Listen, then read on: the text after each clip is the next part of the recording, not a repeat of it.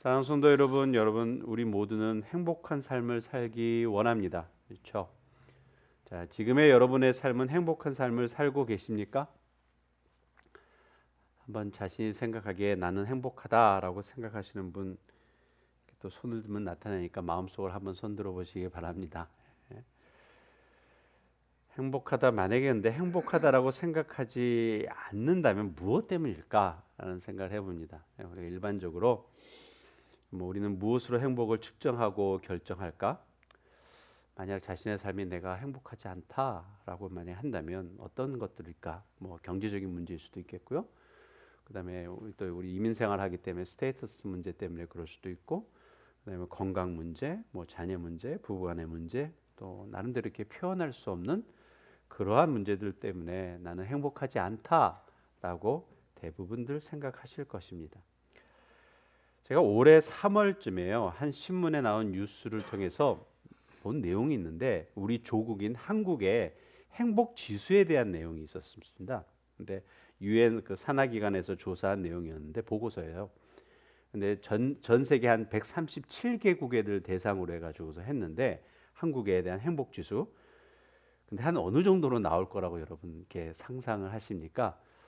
근데 점수로 따지면 10점 만점에 5.95 정도가 나왔습니다. 5.95. 그래서 137개국 대상으로 조사를 해가지고서 그곳에 57위를 했다고 합니다. 57위. 굉장히 낮은 숫자예요. 근데 좀 더 나가서 좀 더 구체적으로 나와서 그 경제협력개발기구라고 하는 우리가 OECD라는 것이 있죠. 거기에 한 38개국 회원국들 중에서 조사했었는데 그것을 따져보니까 밑에서 5번째 정도의 행복순입니다. 여러분, 근데 한국의 경제 규모가 어느 정도 되는 줄 아십니까? 한국의 GDP 전 세계의 13위 정도 되는 GDP입니다. 놀라운 겁니다. 그렇죠? 전 세계 13위입니다. 여러분도 아시겠지만 IT에 대해서는 아마 탑 클래스를 하는 것이었고 복지 수준도 마찬가지일 것입니다. 높은 것입니다. 자, 그런데 상황이 그렇습니다. 자, 그렇다고 해서 우리가 살고 있는 이 미국 땅, 세계 경제국 GDP를 따지게 되면 제1위 미국 땅은 여러분 어느 정도 행복 지수가 나올 거라 생각합니까? 적어도 1위는 안 한다 하더라도 2, 3위 안에는 좀 있어야 되지 않겠냐는 얘기죠. 그런데 우리가 살고 있는 조국 땅, 이 미국 땅도 16위에 있습니다. 자, 이러한 조사 결과를 통해서 우리가 생각할 수 있는 것은 우리들에게 주어진 행복이라는 것이 결코 경제적인 풍요함이나 문명적으로 발전이나 발달에 달려 있지 않다라는 것이죠. 자, 그렇다면 이거죠. 그렇다면 우리의 모든 사람들은 분명 행복한 삶을 원하거나 추구하고 있는데 그러면 과연 우리는 어디서 그 행복한 것을 찾을 수 있을까? 특별히 우리 그리스도인들에게는 이 문제에 대해서는 좀 더 깊게 생각해 봐야 될 내용이 있습니다.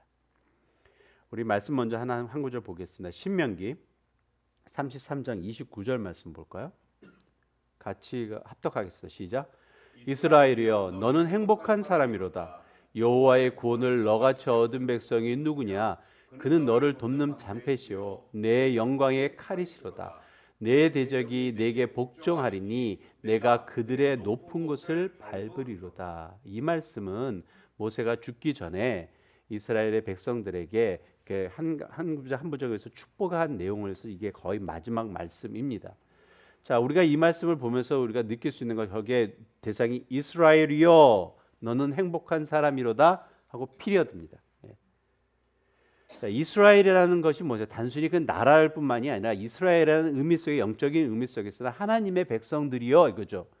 하나님의 백성들이여 너는 행복한 사람이로다 라고 해가지고서 피리어드 딱 찍혔는데 그 이유가 여호와의 구원을 너같이 얻은 백성이 누구냐라는 것이죠. 여호와의 구원하심의 손길을 너와 같이 체험한 사람들이 누구냐라는 것으로서 얘기하고 있습니다. 자, 그렇다면 이 말씀 그대 이것이 그냥 단순히 구약에 있는 이스라엘 백성들뿐만이 아니라 지금의 신약에 사는 우리들의 삶 속에서도 정확히 적용될 수 있는 말씀입니다.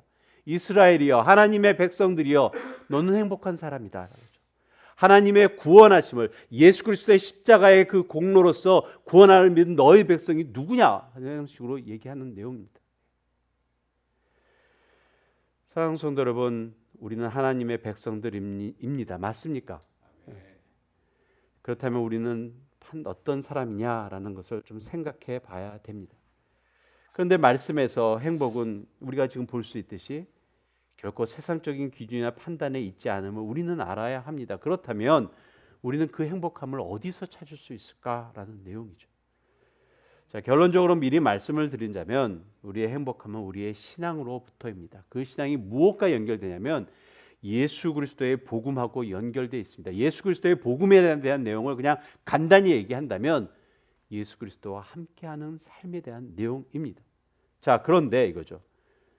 이것이 행복한 삶인데 우리들은 그것을 정말 진정 추구하는 삶을 살고 있느냐라는 질문을 우리 각자에게 좀 해봐야 되지 않냐라는 말씀입니다.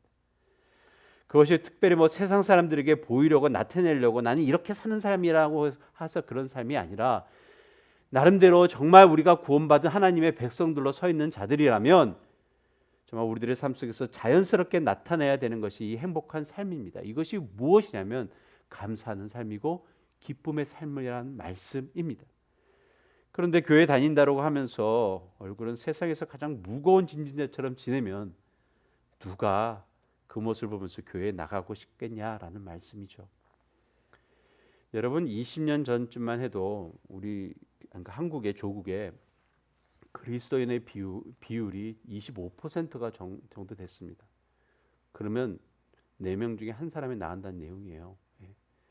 그런데 이거는 급속도로 발전한 것입니다. 우리가 해방 전의 경우만 해더라도 1.5%밖에 안 됐었습니다. 그런데 그게 20년 전에는 25%로 늘어났죠. 막 갑자기 급속도로 성장했습니다. 자, 그런데 그 당시에 나름대로 교회에서 고민하고 걱정했었던 것은 우리가 교회가 성장하고 교회 뭐 수치적으로나 이런 겉의 모습으로서는 굉장히 크게 발달하는 것 같은데 성숙함이 따르지 못하게 되면 기독교 인구는 확실히 현저히 떨어질 거라는 그런 예측을 했었습니다. 근데 그 모습을 우리가 지금 보고 있습니다. 성도 여러분, 이유가 뭐라 생각하십니까? 하나님의 힘이 약해지셨습니까? 복음이라는 것이 더 이상 이제 영향력이 없습니까? 교회가 커지고 많아지기는 했는데 진정한 삶의 열매 없는 모습으로 변해가기 시작했습니다. 결국 예수님을 안 믿는 영혼들에게 예수님을 믿고 따르는 삶이 진정한 행복한 삶으로 보여주고 나타내지 않았기 때문인 말씀입니다. 성도 여러분, 제가 다시 한번 질문합니다. 예수님 믿으면 좋습니까? 여러분 한번 생각해 보시기 바랍니다. 무엇이 좋습니까? 예수님 믿으면 무엇이 좋습니까, 여러분?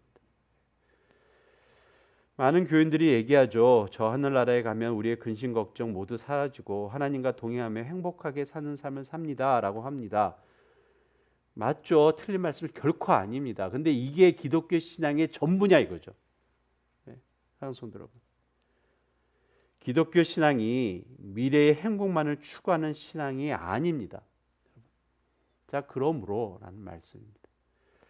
오늘의 본문의 말씀을 통해 정말 하나님께서 우리의 지금의 현실의 삶 속에서 우리가 놓치고 있는 행복한 신자의 삶은 없는지, 있다면 그것을 우리가 어떻게 살아야 하는지에 대해서 오늘 좀 바르게 깨닫고 우리들의 삶이 좀 그렇게 사는 삶이 되기로 결단하는 그런 복된 삶 사시기를 예수 그리스도로 축원합니다. 자, 오늘의 본문의 말씀이 사도 바울의 서신인 에베소서입니다. 자, 이 에베소서는 특별히 신학을 공부하면 신학교에 가서 공부할 때 교회론을 공부할 때 이 에베소서에 대한 말씀을 가지고 주로 많이 공부를 합니다. 교회가 어떻게 구성이 되었는지, 그리고 물론 우리가 아는 교회라는 것이 말씀 안에 있는 것이 건물에 대한 내용이 아닙니다. 우리의 그리스도인 한 사람으로서 또한 공동체로서 정말 어떻게 교회가 구성되고 그 모습이 무엇인지, 그리고 교회가 무엇을 해야 되는지에 대해서 설명한 말씀이 바로 이 에베소서의 서신에 대한 내용입니다. 자, 그래서 제가 1절 말씀 한번 다시 보겠습니다. 1절 말씀 보게 되면 이 서신이 이렇게 시작합니다. 하나님의 뜻으로 말미암아 그리스도 예수의 사도된 바울은 에베소에 있는 성도들과 그리스도 예수 안에 있는 신실한 자들에게 편지하노니라고 얘기하고 있습니다. 성도 여러분, 사도 바울이 쓴 서신서의 대부분의 서두 시작에 거의 빠지지 않는 내용이 뭐냐면 이 하나님의 뜻이라는 내용입니다.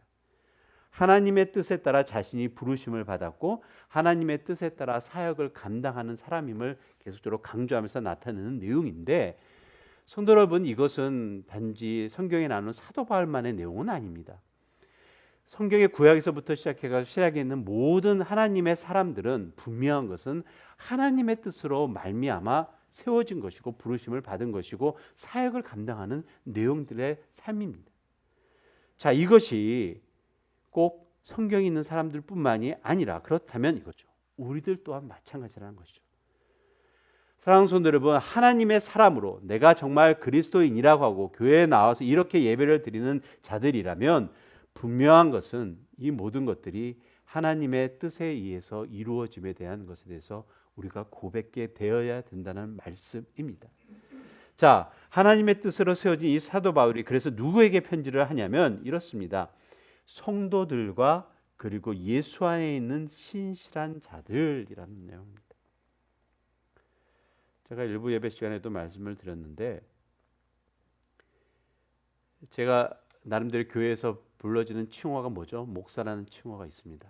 그런데 사실 좀 그것보다도 정말 여러분에게 제가 솔직하게 말씀드리는 내용인데, 제가 제 나름대로 불리워주고 싶은 내용은 성도라는 칭호입니다.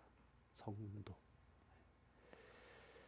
이 의미가 성도 또 뭐 신실한 자, 신자라는 의미가 상당히 어느 면에서는 우리가 세상적으로 이렇게 격화되어 있는 내용들입니다. 누구 때문에? 우리들 때문입니다. 그거는요. 다른 것이 없지라. 그러나 말씀에서 얘기하는 성도라는 의미는 상당한 위치입니다, 여러분. 감히 불려질 수 있는 내용이 아닙니다. 무슨 말이냐면 여러분에게 당신은 거룩한 자입니다, 이겁니다. 누가 여러분에게 와서 이분은 거룩한 자이십니다 이렇게 하면 여러분 분위기가 어떨 것 같습니까? 여러분이 받는 분위기가.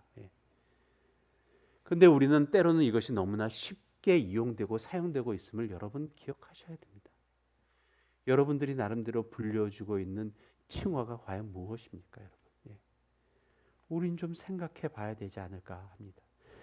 이 예배소서의 전체적인 시각은 우리가 궁극적으로 하나님의 영광잔치에 참여할 자로서 정말 하나님의 자녀들인 우리 성도들이 지금의 이 세상에서 하나님의 진정한 그리스도인의 삶으로 어떻게 살아야 하는지에 대한 초점이 맞춰져 있는 것이 이 에베소서의 궁극적인 시각의 내용입니다. 이것이 단지 그냥 현실적인 문제 해결만 따라 있는 것이 아니라 정말 하나님의 자녀들로서 누려야 하는 것이 있는데 그것을 누리지 못하는 것이 있기에 그것을 바르게 가르쳐 주려고 하는 것이 이 에베소서의 말씀이라는 것입니다. 그런데 슬프게도 잠시 앞서 말씀드렸던 것처럼 교회에 나오는 많은 사람들이 믿는 자는 천국을 간다라는 마음으로 그 마음으로만 머물러 있습니다. 여러분, 죄 많은 이 세상은 내 집안이네, 내 모든 보화는 저 하늘에 있네 이라는 옛날에 불렸던 그 복음송이 있습니다. 이 찬양 좋습니다. 그런데 여기에만 머물고 있으면 안 되죠. 이것이 때로는 우리를 염세주의자 패시미즘으로 만들 수 있기 때문에 그렇습니다. 성도 여러분, 이 세상은 더 이상 살 필요가 없으니 빨리 죽어야 되라고 생각하는 것은 아닙니다. 물론 이제 북한에서 정말 지하교회에서 신앙생활 하시는 분들이 정말 고난을 당해서 정말 하나님 나 빨리 죽기를 원합니다라고 고백한다면 그나마 이해될 수 있는 말씀이지만, 그러나 이 미국 땅에 이런 식으로 신앙의 자유함을 갖고 누리는 이 미국 땅에서 나는 죽어야 된다라는 식의 것으로 한다는 것은 그거는 정말 의미가 없지 않습니까? 그건 좀 창피한 얘기 아닙니까? 더욱이 바울이 이 서신을 쓸 때만 해도 로마 감옥에 갇혀 있을 때입니다. 이것은 옥중 서신이기 때문에 그렇습니다. 그렇기 때문에 우리가 우리 삶을 좀 진단하는 모습을 다르게 봐야 됩니다. 자, 그러므로이죠, 성도 여러분, 행복한 신자의 삶 무엇으로부터일까입니다. 그래서 우리가 첫 번째로 좀 깨달아 알아야 하는 것은 우리 즉 신자가 어떤 위치에 있느냐라는 확신으로부터입니다. 행복한 신자의 삶을 살기 위해서 우리가 좀 먼저 깨달아 알아야 되는 것은 그렇습니다. 다시 한번 1장 1절 말씀을 제가 읽겠습니다. 하나님의 뜻으로 말미암아 그리스도 예수의 사도된 바울은 에베소에 있는 성도들과 그리스도 예수 안에 있는 신실한 자들에게 편지하노니라는 내용입니다. 자, 이 말씀을 통해서 우리가 다시 한번 우리가 깨달아야 되는 우리의 위치가 무엇인가라는 내용이죠. 우리의 위치가 무엇인가? 성도 예수 안에 있는 신실한 자입니다. 성도 여러분, 이것이 우리들에게 주어지는 내용이 있기 때문에 그렇습니다. 세상에 우리가 영어로서 그 개런티라는 단어가 있죠. 여러분 주로 이 개런티라는 단어 언제 사용합니까? 어떤 보증이나 확실한 조짐을 할 때 개런티라는 단어를 사용합니다. 이게 세상에 하도 속고 속이는 것이 많아서 이 개런티라는 단어를 좀 쓸 때가 있는데, 이 개런티라는 단어를 우리가 듣게 되면 어떤 뭐 계약을 할 때나 뭐 할 때라도 듣게 되면 그래도 나름대로 조금 이렇게 마음의 편안함을 갖습니다. 이 개런티라는 단어 때문에. 하지만 그러나 이 개런티라고 얻을 수 있는 우리의 그런 확실함, 그러한 내용들보다 훨씬 이거와 비교할 수 없는 것이 있습니다. 그것이 뭐냐면 바로 우리에게 주어진 말씀으로의 하나님의 언약입니다. 사랑하는 성도 여러분, 창조주이신 하나님과 피조물인 인간의 관계는 무슨 관계냐면 언약 관계로 시작되었습니다. 창조주신 하나님께서 우리들에게 주어졌던 것이 이것입니다. 절대 실언치 않으시는 하나님, 절대 헛말하지 않으시는 그 하나님, 하나님께서 말씀하신 그것은 100% 이루어지는 그 신실하신 하나님의 언약의 약속을 우리는 받은 존재라는 것이죠. 그 언약의 가장 클라이막스가 무엇이었습니까? 바로 예수 그리스도의 십자가의 구원의 언약이 구약 시대부터 시작해서 계속적으로 계속적으로 증거되었었는데, 그 증거를 우리는 말씀을 통해서 또한 우리 역사를 통해서 그것을 우리는 확인한 자들로서 서 있다라는 말씀이죠. 또한 우리가 기대해야 하는 것이 마지막에 하나님의 마지막 언약의 내용이 우리 예수 그리스도의 재림에 대한 내용입니다. 우리는 그것을 기대하고 기다리고 있습니다. 이 기다리는 삶 속에서 우리가 정말 예수 그리스도의 앞에서 진심으로 죄인임을 고백하고 정말 내가 주님 앞에 회개하고 오로지 하나님 예수 그리스도 독생자만이 나의 구원자로 영접한 사람들이라면, 사랑하는 성도 여러분, 우리에게 주어진 성도라는 위치가, 신실한 자의 위치가 단순히 위치만 변화되는 내용뿐만이 아니라 우리들에게 주어진 확실한 약속이 있다는 것입니다. 내가 변화된 위치를 통해서 얻어지는 확실한 약속이 있다라는 것입니다. 여러분, 무엇이 약속됐는지 아십니까? 이것이 단순히 그냥 내가 죽어서 천국 가는 그것만이 아니라 우리의 각자의 현실의 삶 속에서 하나님께서 우리들을 하나님의 사람으로 세우시고 하나님은 우리를 보호하시겠다는 확실한 약속이 말씀에서 증거하고 있습니다. 자, 우리가 그 말씀을 좀 보겠습니다. 이사야서 41장 10절 말씀 보겠습니다. 우리 잘 아는 말씀이죠. 함께 읽겠습니다. 시작. 두려워하지 말라, 내가 너와 함께함이라. 놀라지 말라, 나는 내 하나님이 됨이라. 내가 너를 굳세게 하리라. 참으로 너를 도와주리라. 참으로 나의 의로운 오른손으로 나를 붙들리리라. 요한복음 16장 33절 시작. 이것을 너에게 이른 것은 너희로 내 안에서 평안을 누리게 하려 함이라. 세상에서는 너희가 환난을 당하나 담대하라, 내가 세상을 이겼노라. 우리 한 말씀 더 보겠습니다. 예레미야 29장 11절 말씀 시작.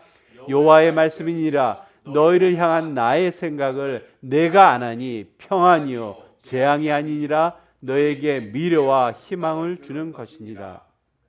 사랑하는 성도 여러분, 두려워 말라, 내가 너와 함께함이라.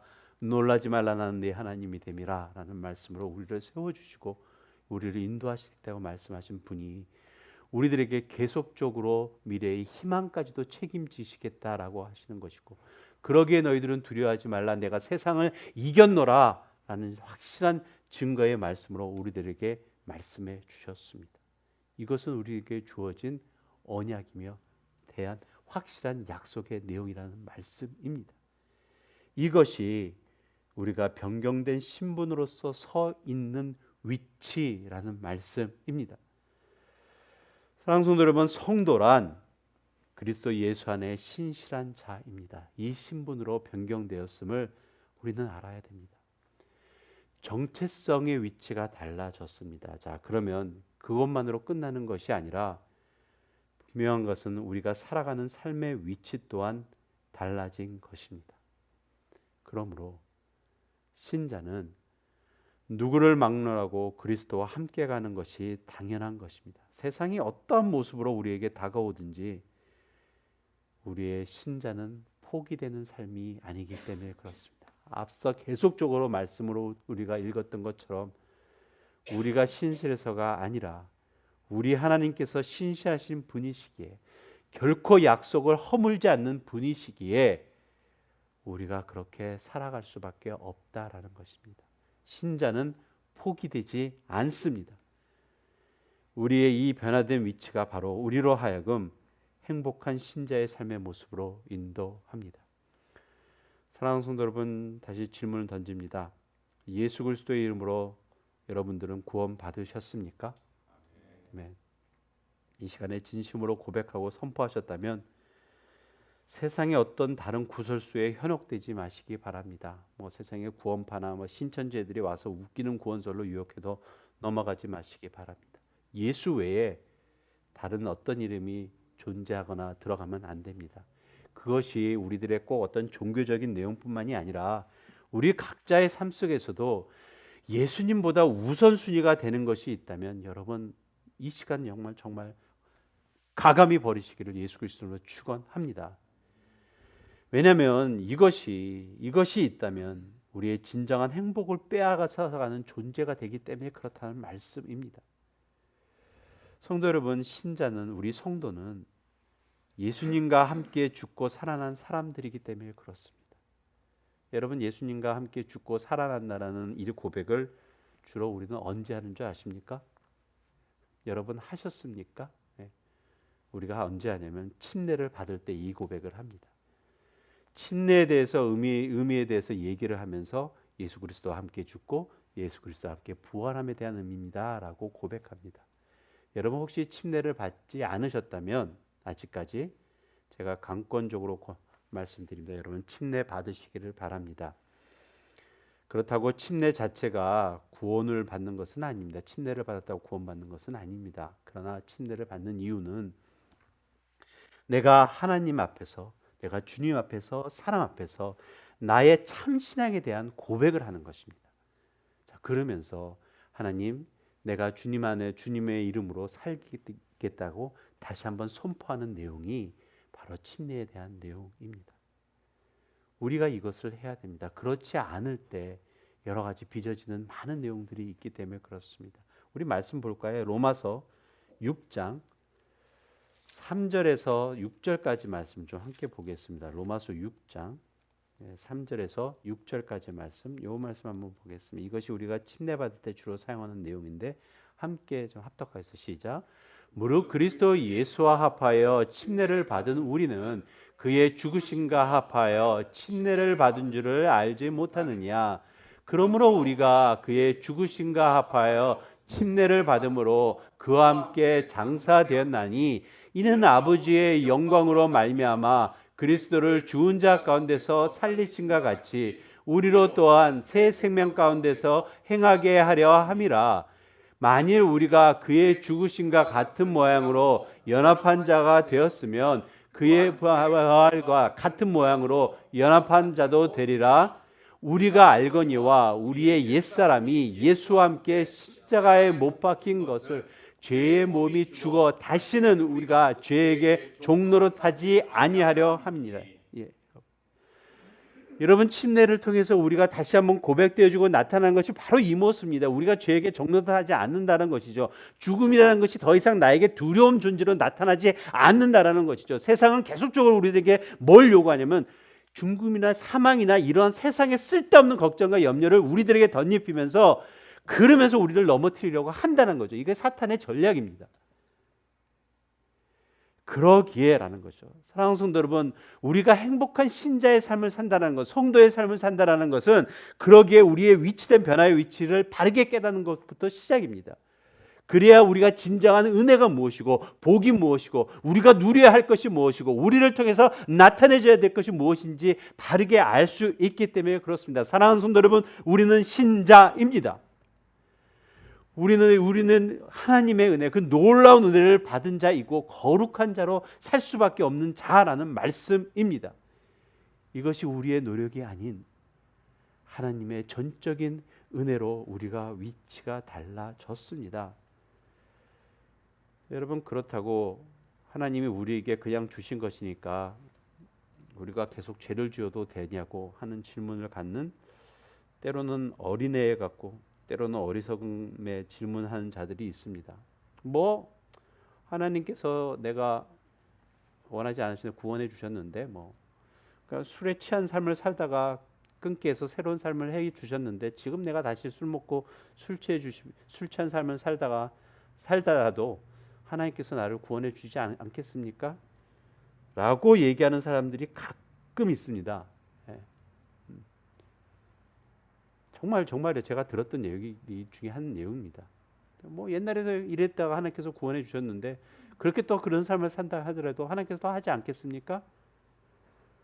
제가 그 사람들이 뭐라고 얘기했겠습니까? 내가 귀싸대기 한 대 때릴까? 이런 얘기를 했었습니다. 예. 여러분, 삶이 괴롭습니다. 예. 위치가 변화됐다라는 것은, 여러분, 우리의 정체성이 바뀌었다라는 것은 그냥 된 것이 아니지 않습니까? 예수 그리스도의 십자가의 고난이 있었고 죽음이 있었고 피 흘림이 있었고 그 아픔이 있었습니다. 그 예수 그리스도의 십자가의 고난을 통해서 우리가 변화된 위치를 우리가 바르게 깨닫는다면 그런 말 할 수 없죠. 여러분, 우리는 좀 생각해 봐야 된다. 우리의 위치가 하나님의 은혜로 변경됐다는 의미가 얼마나 은혜스러운 것인지 우리는 좀 깨달아 알아야 된다는 내용이죠. 새 포도주는 새 부대입니다. 우리의 위치가 달라졌다면 우리의 생각이나 마음 또한 변화돼야 됩니다. 이것이 우리를 행복한 신자의 삶으로 인도하기 때문에 그렇습니다. 그래서 두 번째로 우리가 나눈 말씀은 새롭게 변화된 마음으로 라는 내용입니다. 우리 오늘 본문의 말씀 다시 돌아와서 3절 4절 말씀, 이건 제가 읽겠습니다. 본문의 말씀. 찬송하리로다. 하나님 곧 우리 주 예수 그리스도의 아버지께서 그리스도 안에서 하늘에 속한 모든 신령한 복을 우리에게 주시되 곧 창세전에 그리스도 안에서 우리를 택하사 우리로 사랑 안에서 그 앞에 거룩하고 흠이 없게 하시려고 라고 하는 것입니다. 우리의 신자의 삶, 새로운 위치로부터 새로운 마음으로입니다. 우리 말씀 한 구절 더 볼까요? 고린도 후서 5장 16절 17절 말씀 한번 볼까요? 고린도 후서 5장. 자, 우리 이건 함께 합독하겠습니다. 시작. 그러므로 우리가 이제부터는 어떤 사람도 육신을 따라 알지 아니하느니 비록 우리가 그리스도 신을 따라 알았으나 이제부터는 그같이 알지 아니하노라. 17절 말씀. 그런즉 누구든지 그리스도 안에 있으면 새로운 피조물이라 이전 것은 지나갔으니 보라 새 것이 되었도다라는 말씀입니다. 새로워짐입니다. 여러분, 무엇이 새로운 것입니까? 우리의 위치가 새로워졌습니다. 여러분, 무엇이 새롭습니까? 여러분, 우리의 입술에 말이 새로워졌습니다. 여러분, 무엇이 새로워졌습니까? 우리의 생각과 우리의 마음이 새로워진 것입니다. 예전에는 몰랐는데 나의 생각과 행동이 이렇게 변해지고 달라졌다는 것입니다. 꿈에도 생각하지 않았었는데 지금 내가 이렇게 주님 존전에 나와서 예배드리는 자로 서 있다는 거, 여러분 혹시나 여러분들 중에 그런 분들 계십니까? 예전에는 옛자만 생각해도 별로 의미가 없었었는데 지금은 옛자만 생각해도, 정말 예수님만 생각해도 눈물이 나고 감사하는 마음이 나오는 분들 여러분 혹시나 있지는 않으십니까? 이것이 우리의 위치가 변해진 것이고 우리의 마음이 변해진 것입니다. 자, 그러므로 우리가 어떤 삶을 살아야 되는지, 이것이 바로 3절에 찬송하리로다 라는 말씀이 있습니다. 하나님과 우리 주 예수 그리스도의 아버지께, 이런 내용이 있습니다. 자, 이 찬송하리로다라는 그것이, 이 단어가 원문으로서 이로게토스라는 단어인데, 이 단어는 물론 찬송하리로다라는 단어가 되죠. 그것과 함께 그 복, 행복이라는 의미로서도 같이 있는 그 단어입니다. 그래서 NIV 같은 경우에는 뭐 praised be to God 뭐 이런 식으로 되어 있는데 다른 버전에서는 blessed be 이런 식으로 나옵니다. 그러니까 축복에 대한 내용으로서 얘기하고 있는 내용이 있습니다. 우리 마음의 감사와 찬양을 통해서 하나님의 복에 대한 내용을 우리가 좀 생각할 수 있는 내용입니다. 왜요? 하나님의 은혜를 알기 때문에 그렇습니다. 주님의 은혜로 우리가 그리스도 안에 거하는 행복한 삶을 사는 것입니다. 이것이 우리들의 행복한 삶을 우리들의 각자의 삶 속에서 지금의 삶 속에서 하는 내용입니다. 또한 우리들에게 하나님께서 지금의 삶뿐만 아니라 우리들에게 산 소망을 주셨습니다. 이 말씀이 있습니다. 베드로전서 1장 1절부터 7절까지 말씀 좀 보겠습니다. 베드로전서 1장 1절부터 7절까지 말씀인데 1절과 2절은 제가 읽겠습니다. 그리고 3절부터는 합독하겠습니다. 1절하고 2절은 제가 먼저 읽겠습니다. 예수 그리스도의 사도 베드로는 본도 갈라디아, 갑바도기아, 아시아와 비두야에 흩어진 나그네 곧 하나님 아버지의 미리 하심을 따라 성령이 거룩하게 하심으로 순종함과 예수 그리스도의 핏부림을 얻기 위하여 택하심을 받은 자들에게 편지하노니 은혜와 평강이 너에게 많을지어다. 잠시만요. 예수 그리스도의 핏부림을 얻기 위하여 택하심을 받은 자들에게 편지하노니 이 말씀이 우리 모두에게 주어진 내용이죠. 자, 그래서 이거죠. 그래서 그때 주시는 편지의 내용이 이렇습니다. 이것은 우리 합독하겠습니다. 3절부터 시작. 우리 주 예수 그리스도의 아버지의 하나님을 찬송하리로다. 그의 많으신 긍휼하심으로 예수 그리스도를 죽은 자 가운데서 부활하게 하심으로 말미암아 우리를 거듭나게 하사 산 소망이 있게 하시며 썩지 않고 더럽지 않고 쇠하지 아니하는 유업을 있게 하시나니 곧 너희를 위하여 하늘에 간직하신 것이라. 너희는 말세에 나타내기로 예배하신 구원을 얻기 위하여 믿음으로 말미암아 하나님의 능력으로 보호하심을 받았느니라. 그러므로 너희가 이제 여러 가지 시험으로 말미암아 잠깐 근심하게 되지 않을 수 없으나 오히려 크게 기뻐하는도다. 너희의 믿음의 확실함은 불로 연단하여도 없어질 금보다 더 귀하여 예수 그리스도께서 나타나실 때에 신창과 영광과 존귀를 얻게 하시리라. 아멘. 이겠습니다.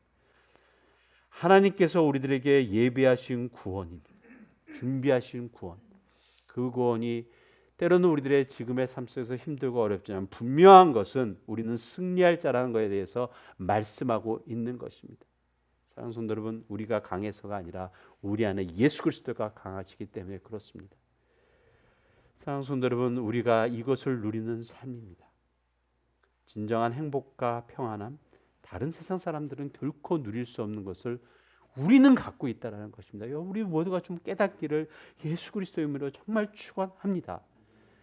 이렇게 새롭게 변화된 마음으로 우리가 가져야 되는 것입니다. 자, 본문의 말씀으로 다시 되돌아가서요. 하나님이 우리를 부르시고 구원하신 손길은 그래서 단지 죽어서 천국 가는 구원만의 내용이 아님을 오늘 본문의 말씀으로 구체적으로 설명하고 있습니다. 3절 말씀 제가 다시 한번 읽겠습니다. 찬송하리로다 하나님 곧 우리 주 예수 그리스도의 아버지께서 그리스도 안에서 하늘에 속한 모든 신령한 복을 우리에게 주시되라고 얘기하고 있습니다. 특별히 여기서 강조가 있는 것이 하늘에 속한 모든 신령한 복이라고 얘기했습니다. 특별히 사도 바울이 지금 갑자기 하늘에 속한 신령한 복이라는 말씀을 이렇게 올립니다. 자, 에베소서라는 곳은 그 물질이 아주 풍성한 도시였습니다. 그 당시에 교통과 문화가 발전되어 있었고 또 그것과 동시에 결국 이방의 신들이 아주 번창해 있었던 내용들이었습니다. 자, 그렇다면 우리가 좀 이렇게 상상하고 추측할 수 있습니다. 그 당시에 그곳에 사는 사람들이 나름대로 추구하고 원하는 복이라는 내용들이 어떤 복이었을까라는 거죠. 뭐 그게 우리가 옛날에 히스토리 돌아가지 않아도 됩니다. 우리 지금 살고 있는 LA를 생각하면 됩니다. 꼭 LA 같은 도시였었습니다. 예? 물질이 풍성하고 그 다음에 지금 그 시대적 상황과 환경을 봤었을 때 LA 뭐 도시라고 해도 충분히 우리가 이해할 수 있는 내용입니다. 자, LA에 있는 사람들이 추구하고 그들이 원하는 복에 대한 내용이 과연 뭘까? 우리는 금방 알 수 있습니다. 그런데 거기에 교회 또한 자유할 수 없었습니다. 그 당시에 하나님을 예수 그리스도를 따르고자 했던 그들에게도 이것이 힘든 내용이었다는 말씀입니다. 지금 우리의 현 시대의 교회들처럼요, 이거죠. 이런 상황에 처한 교회에게 사도 바울이 찬송하리로다 하늘에 속한 모든 신령한 복을 우리에게 주시되라고 이 말씀을 하면서 이 이유가 뭐냐 이거죠. 하나님께서 속한 신령한 복을 우리에게 주시는 이유가 뭐냐? 이것이 4절 말씀에서 설명되면 4절 말씀 제가 보겠습니다. 곧 창세전에 그리스도 안에서 우리를 택하사 우리로 사랑 안에서 그 앞에 거룩하고 흠이 없게 하시려고 라고는 무슨 내용이죠? 신령한 복하고 그것이 우리들에게 주어진 이유가 무엇으로 설명되고 있냐면 우리가 사랑 안에서 하나님의 사랑 안에서 그 앞에 거룩하고 흠이 없게 하시기 위해서 우리에게 주신 복이라는 말씀입니다. 자, 우리가 세상이 생각하는 복의 내용과 분명히 다르죠. 우리가 기대해야 될 복의 내용이 어떤 것인지 우리는 바르게 깨달아야 됩니다. 이 말씀을 통해서 우리가 확신할 수 있는 것은 우리가 원하는 복의 내용은 다른 것에 있지 않고 내 아버지 하나님과 우리 그리스도 안에 거하는 삶, 이것이 우리가 추구해야 될 것이고 분명 우리 안에 이것이 벅차 있고 우리가 그 안에 잠겨 있어야 되는 것이 우리가 추구해야 될 복의 내용이라는 말씀이죠. 우리 말씀 한 구절 보겠습니다. 시편 19장 14절 말씀 보겠습니다. 시편 19장 14절 말씀 함께 읽겠습니다. 시작. 나의 반석이시여 나의 구속자이신 여호와여 내 입의 말과 마음의 묵상이 주님 앞에 연락되기를 선포하고 있습니다. 나의 반석이시여 나의 구속자이신 여호와여 내 입의 말과 마음의 묵상이 주께 연락되기를 원하나이다. 이것이 우리가 갖게 될 새로운 마음입니다. 내 입의 말과 마음의 묵상. 여러분 우리들의 신앙생활 속에 정말 이 선포가 바르게 이루어지기를 원합니다. 우리 딴 생각 안 합니다. 쓸데없는 생각 안 합니다. 세상이 원하는 그런 생각 안 한다라는 말씀이죠. 이것이 우리가 변화된 마음이라는 말씀입니다. 우리의 마음의 변화로 우리가 얻을 수 있는 것이 그에게 무엇입니까? 바로 거룩한 삶입니다. 거룩은 구별된 내용입니다. 우리의 새롭게 변화된 마음을 갖고 그래서 구별된 삶을 살아야 된다는 말씀입니다. 그래야 우리를 통해 정말 우리가 지금 따르고 있는 이 기독교가 예수 그리스도가 이 세상에 옳게 증거될 수 있기 때문이라는 말씀입니다. 자, 그래서 세 번째로 나눌 말씀이 행복한 신자의 삶은 신자로서의 삶을 살아감으로써 얻을 수 있는 내용이란 말씀입니다. 행복한 신자로서의 삶을 살아감으로 얻는 내용이란 말씀이죠. 우리 5절 6절 말씀 합독하겠습니다. 5절 6절 본문 말씀 돌아가서 시작. 그 기쁘신 뜻대로 우리를 예정하사 예수 그리스도로 말미암아 자기의 아들들이 되게 하셨으니 이는 그가 사랑하시는 자 안에서 우리에게 거저 주시는 바 그의 은혜의 영광을 찬송하게 하려 하심이라 라는 말씀입니다. 성도 여러분, 그 기쁘신 뜻대로 우리를 예정하사라는 그 말씀이 뭐냐면 하나님께서 시작하셨다는 말씀이죠. 하나님께서 하셨다는 것입니다. 이 손길은 멈추지 않을 것입니다. 이 손길은 남녀노소, 건강, 교육의 수준 관계없습니다. 빈부의 내용 그 어떤 것으로서 제한받지 않을 것입니다. 그러기에 우리 신자의 삶의 목적은 정해져 있습니다. 하나님께 영광을 돌리는 삶입니다. 우리에게 주어진 삶이라는 말씀입니다. 저희 여러분의 각자의 삶 속에서 주어진 삶의 내용입니다. 성도 여러분, 하나님께 영광을 돌리는 삶을 우리가 간단히 정의해서 말씀드리면 예수 그리스도 안에서 거하는 삶입니다. 이것을 좀 더 풀이하게 되면 예수 그리스도 안에 거하는 삶이 무엇일까? 좀 더 쉽게 설명하면 예수님 알기에 게으르지 않는 삶입니다. 신자의 삶이 여기서 결판납니다. 신자로서 어떻게 살아야 합니까? 예수 알기에 노력하는 삶 되면 됩니다. 그것이 말씀을 읽는 삶이기도 하고 그것이 우리가 좀 준비된 마음으로 주일날 이 자리에 나와서 예배드리는 삶일 수도 있고요. 또한 내 주위에 있는 사람들에게 나를 통해서 하나님의 사랑을 바르게 증거하는 삶 있을 수가 있고요. 여러분 단지 교회 주일날 교회에 나와서 예배만 드리고 가는 것이 교회 생활 안에서 내게 주어진 삶이라고 여러분 오해하지 않으시는 분이라고 여러분들 제가 생각합니다. 여러분들에게 주신 달란트, 여러분들에게 나름대로 받으신 은사들 있지 않으십니까? 그것을 통해서 섬기는 겁니다. 나에게는 특별한 것이 그런 것이 생각이 없습니다. 잘 모르겠습니다. 그러면 여러분 육체적 노가다라도 뛰면 됩니다. 특별히 오늘 우리 이렇게 사무실도 옮기고 할 텐데 최선을 다해서 내가 섬기면 됩니다. 여러분 이것이 우리가 주님 앞에서 예수님을 알기에 게으르지 않는 삶을 사는 한 모습이라 저는 생각합니다. 사랑하는 성도 여러분, 우리가 예수님을 알기에 게으르지 않는 삶을 산다면 분명 우리 안에 열매가 자연스럽게 맺어질 거라 저는 믿습니다. 이러한 삶을 살지 않으면 결국 우리는 하나님을 등지는 삶을 살 수밖에 없습니다. 우리 베드로후서 1장 8절 9절 말씀 좀 함께 읽겠습니다. 베드로후서 1장 8절 9절 말씀 합독합니다. 시작.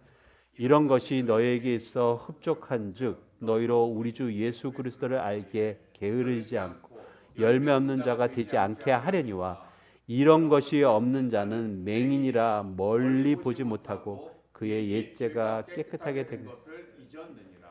여기서 이런 것이라고 하는 것이 뭐냐면 앞에 무슨 말씀이 설명되어 있느냐면 너희는 믿음의 덕의 지식을, 지식의 절제를, 절제의 인내를, 인내의 경건을, 경건의 형제 우애를, 형제 우애의 사랑을 더하라라는 그러한 내용입니다. 자, 이러한 것들이 우리들에게 주어진 내용이고 이러한 삶을 살아야 되는 것이 우리가 게을르지 않게 사는 삶이라는 말씀입니다.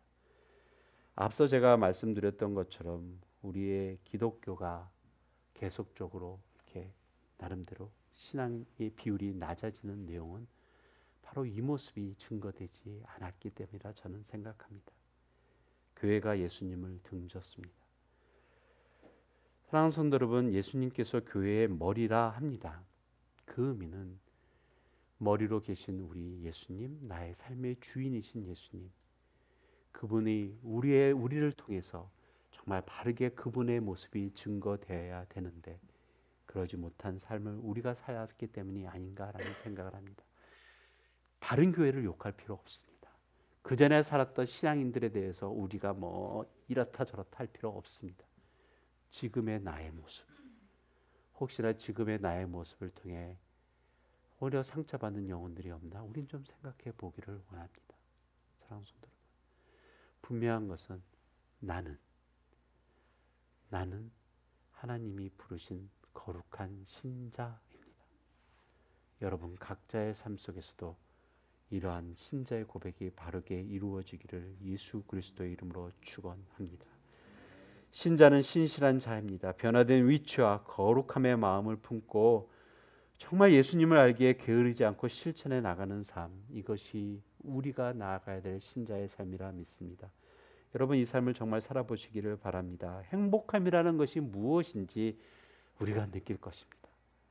행복한 신자의 삶, 이것을 통해서 이 교회의 생명이 바르게 증거되기를 원합니다. 성도 여러분, 말세이기 때문에 교회가 문을 닫는 것이 아니라 우리가 삶으로 바르게 증거하지 못함을 정말 우리가 바르게 깨닫고 정말 새롭게 변화되고 성숙한 모습으로 성장하는 우리 뉴 라이프 뉴 비전 교회가 되기를 원합니다. 행복한 신자의 삶, 그 누구의 삶도 아닌 저와 여러분의 삶이 되기를 다시 한번 원하면서 정말 그 삶을 통해서 우리가 세상이 알 수 없는 참된 기쁨과 행복한 삶, 그 복음을 바르게 증거하는 삶 우리 모두가 되기를 예수 그리스도의 이름으로 축원합니다.